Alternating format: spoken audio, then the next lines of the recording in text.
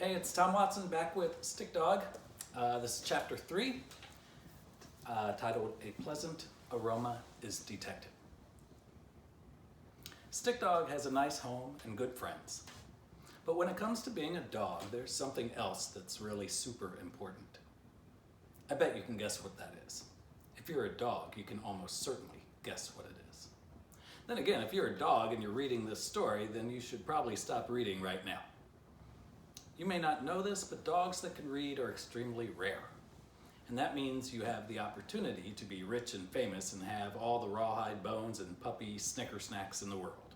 So get yourself down to the local television station and start reading in front of everybody.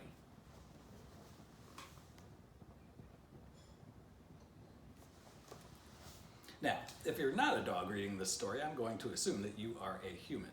If you are, then try to guess what's just as important, maybe even more important to a dog than a safe home and good friends. Give up? The answer is food. Food, food, food, food, food. Don't be embarrassed if you didn't guess right. One time, my first grade teacher asked me what holiday happens at the end of November, and I said, pumpkin pie. What? I like pumpkin pie, so sue me.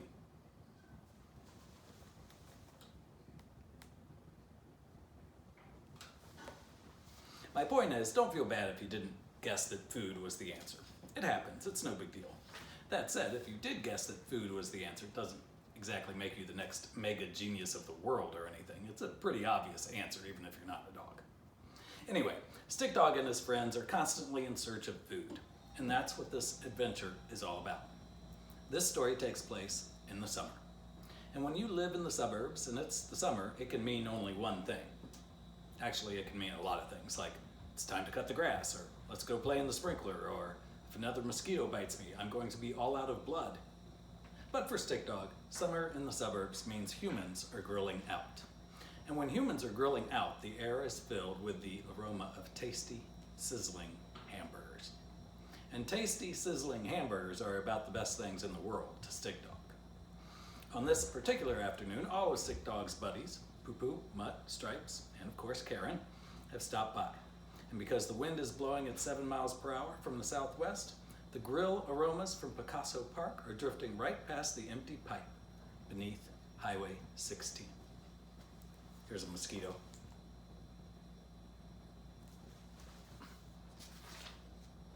And Stick Dog has caught the scent.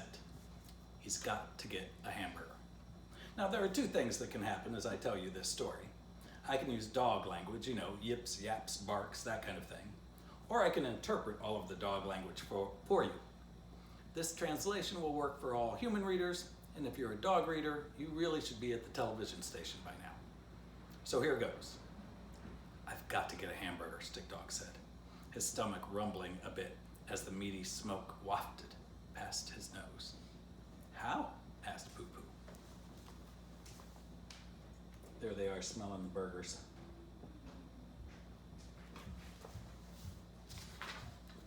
We're going to need a plan, Mutt added. Humans aren't just going to give us hamburgers. Certainly not. They're selfish. They want to keep all the hamburgers for themselves. Stick Dog shook his head in disgust, muttering under his sweet-smelling dog breath about how humans never share anything. He rose off the couch cushion and, shaking the dirt from his fur, said, let's follow the smell, find the hamburgers, make a plan, execute the plan, eat the hamburgers. Eat the hamburgers, Stripes added. Roll around in the dirt, scratching our backs. Yeah, whatever, said Karen, scrunching up her face. All of them trailed Stick Dog and followed the scent toward Picasso Park. But as they went in search of some smoky hamburger goodness, their mission was interrupted by something very bad. Something was lurking in the forest. Here's Stripes rolling around on her back. And that's Poo-Poo. He's going to be very concerned about something in the forest. That's the end of chapter 3. Let's do our drawing lesson. So we'll do another character. Let's go ahead and let's do Poo-Poo.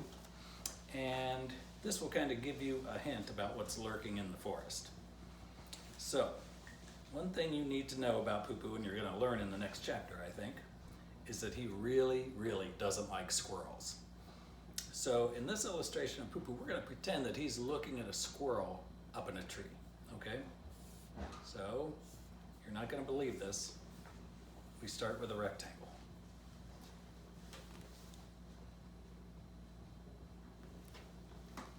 He gets a triangle for an ear, but it's totally different. It's made out of squiggles. I'll hold it up real close so you can see.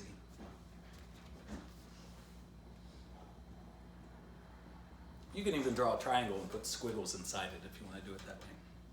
And this time we're not going to do a pair of pants for his head. We're going to angle a rectangle upward, like he's looking up at his enemy.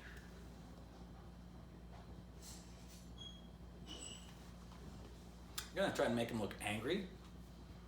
Don't do that with the nose, it's regular.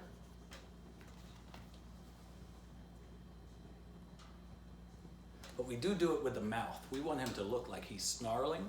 So to show that, to show snarling on a stick figure dog, you draw a sort of a flat squiggle for a mouth.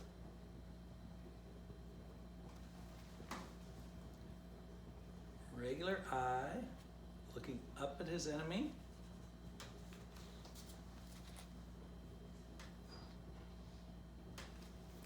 We're going to give him an angry eyebrow.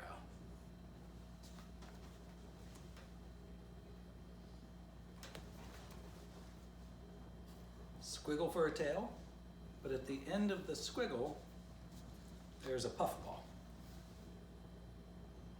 like a squiggly ball. Same legs, but at the end of the legs, more squiggly balls.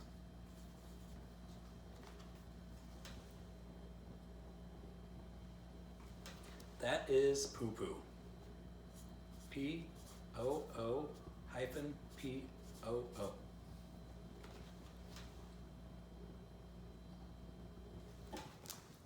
And don't forget to sign it.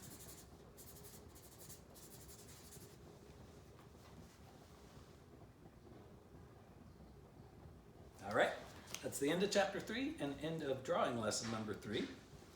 And you can move right on to chapter 4, right now.